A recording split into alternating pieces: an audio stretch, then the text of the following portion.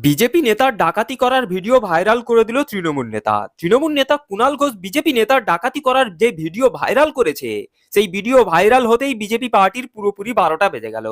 তো চলুন তৃণমূল নেতা কুণাল ঘোষের এই ভিডিওটি ধৈর্য ধরে শেষ পর্যন্ত দেখুন যে তৃণমূল নেতা কুণাল ঘোষ বিজেপি নেতার ডাকাতি করার কি ভিডিও ভাইরাল করলো, আর সেই ভিডিও ভাইরাল হতেই বিজেপি পার্টি এখন কত বড় বিপদে পড়ে গেছে। ভাইরাল ভিডিওটি ধৈর্য ধরে শেষ পর্যন্ত দেখলেই প্রমাণ পেয়ে যাবেন। বিজেপির এক যুব নেতা, মেদিনীপুর শহরের 14 নম্বর ওয়ার্ডে তার বাড়ি, সোমনাথ সাহু, এবং কমিটিতে সম্পাদক পদে সে রয়েছে। তো সেই বিজেপির যুব নেতা 14 নম্বর ওয়ার্ড মেদিনীপুর টাউনে তার বাড়ি, আর তার স্ত্রী বিজেপির প্রার্থী হয়ে গত পৌরসভা নির্বাচনে মেদিনীপুরে 1 নম্বর ওয়ার্ডে প্রতিদ্বন্দ্বিতা করেছেন বিজেপির প্রার্থী হয়ে। এই ছেলেটি ওড়িশা সীমান্তে ঢুকে ডাকাতি করতে গিয়ে ধরা পড়েছে। ডাকাতি করতে গিয়ে ধরা পড়েছে, সিসিটিভিতে সব ধরা আছে। পালাতে গেছিল, মামাল ধরা পড়েছে।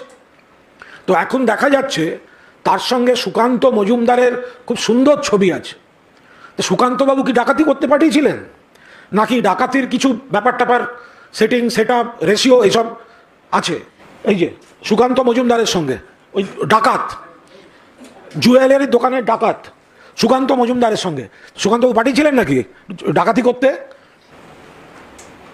ভাইরাল ভিডিওটি ধৈর্য ধরে শেষ পর্যন্ত দেখুন যে বিজেপি নেতা কিভাবে ডাকাতি করতে গিয়ে ধরা পড়ে গেল এবং ধরা খেয়ে কিভাবে প্যাঁদানি খেলো।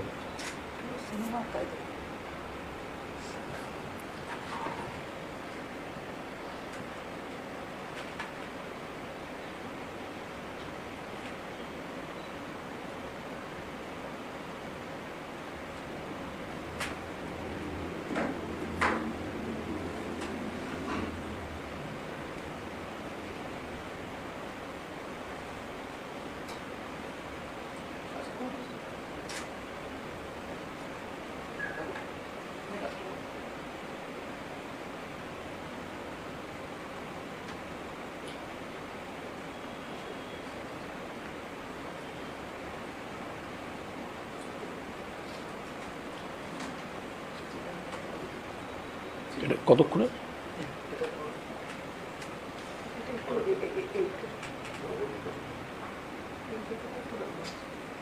হুম